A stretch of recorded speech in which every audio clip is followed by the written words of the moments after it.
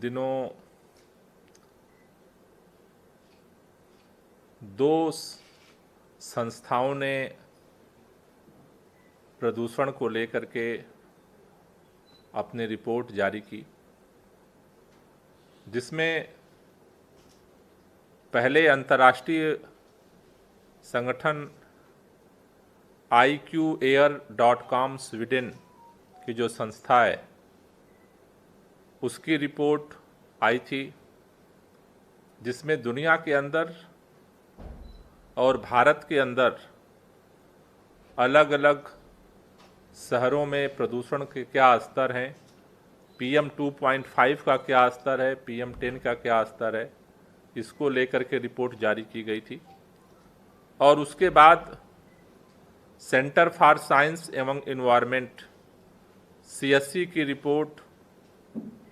वो सामने आई है। ये जो पहली रिपोर्ट है स्वीडन की, उस स्वीडन की जो रिपोर्ट है, उस रिपोर्ट में इस बात को प्रमुखता से दर्ज किया गया कि भारत के अंदर जो दिल्ली का प्रदूषण स्तर भारत के शहरों में जो पहले नंबर 1 या 2 पे हुआ करता था प्रदूषण के मामले में, दिल्ली आज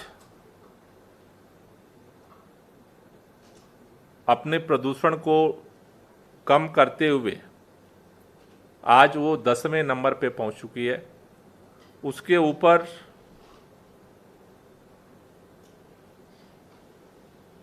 hot China, Ghaziabad, Bulandshahr, Bisrakh, Bhiwani, Noida, greater Noida, Kanpur और लखनऊ शहर आज की डेट में उसकी रिपोर्ट के अनुसार आते हैं, जिसमें ख़ास तौर से PM 2.5 को कम करने में दिल्ली को सफलता मिली है। उनके रिपोर्ट के अनुसार दिल्ली में लगभग 15% पोल्यूशन का स्तर जो है वो डाउन गया है, कम हुआ है। दूसरी जो रिपोर्ट है जो CSE की रिपोर्ट है,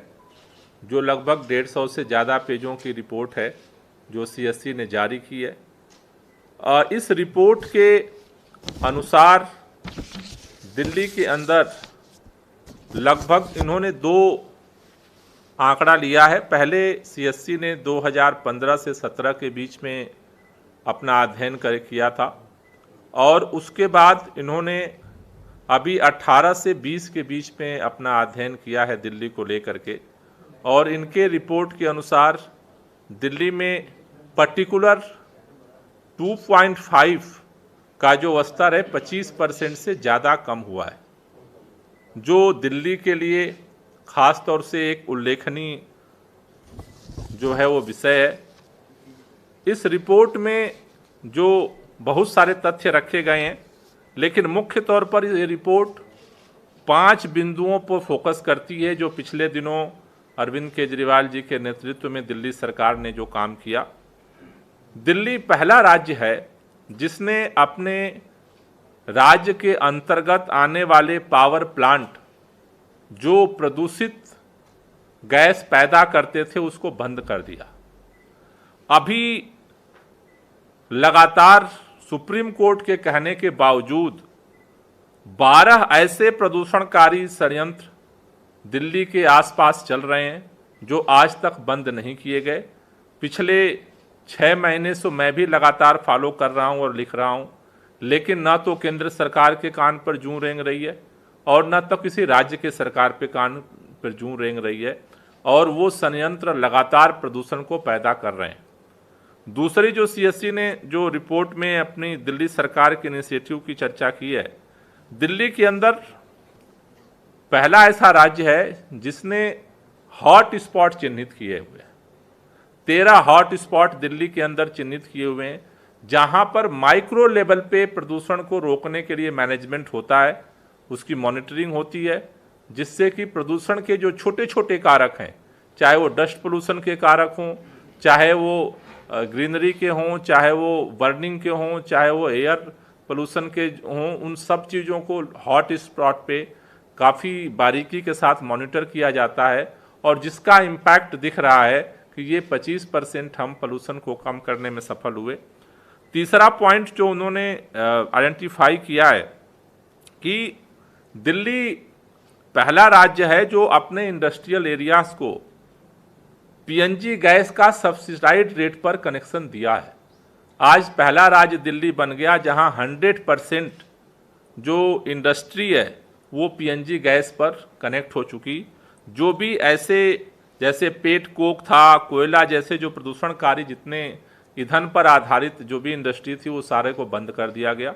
और सीएससी ने इस बात को अपने रिपोर्ट में दर्ज किया है कि इसका भी इम्पैक्ट दिल्ली के जो एयर क्वालिटी को बेहतर करने में इसका भी इम्पैक्ट पड़ा है। इसके साथ जो चौथा पॉइंट उन्होंने दर्ज किया है कि देश का पहला राज्य है दिल्ली जहां पर 39 एयर क्वालिटी मॉनिटरिंग सिस्टम लगे हुए हैं, जहां पर रेगुलर बेस पर हम मॉनिटर करते हैं कि अभी आज एयर क्वालिटी क्या है, कल क्या एयर क्वालिटी है, उसका क्या जो है उसके आधार पर फिर अपने हम एक्शन को बनाते हैं, एक्शन प्लान को बनाते हैं। देश के अंदर जैसा हमने कहा कि बहुत सारे राज्य हमारे खास तौर से जो नेबरिंग स्टेट हैं, उत्तर प्रदेश हो, चाहे राजस्थान हो, चाहे हरियाणा हो, यहाँ पर जो मॉनिटरिंग सिस्टम है वो भी ठीक से इस्टेब्लिश नहीं हुए जिससे कि समस्या का पता चल सके।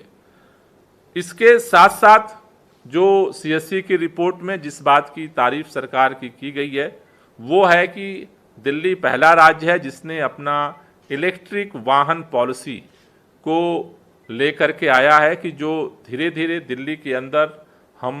इलेक्ट्रिक वाहन को प्रमोट करने की तरफ बढ़ रहे हैं, जिससे कि खास तौर से जो 2.5 है जो व्हीकल पोल्यूशन से पैदा होता है उसको नियंत्रित किया जा सके। तो ये दोनों रिपोर्ट के आधार पर खास तौर से जो सीएससी की रिपोर्ट आई है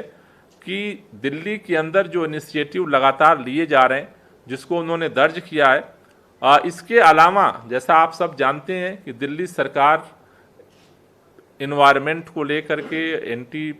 पोल्यूशन जो कैंपेन है उसको लेकर के काफ़ी स्ट्रिक्ट तरीके से काम कर रही है। और इन सब चीज़ों का जो इम्पैक्ट है उसमें जो एक और मेजर रोल प्ले किया है वो दिल्ली के अंदर 24/7 बिजली की सप्लाई है, क्योंकि दिल्ली के अंदर पहले भी 6 से 8 घंटे तक पावर कट लगते थे और पूरे दिल्ली के अंदर जो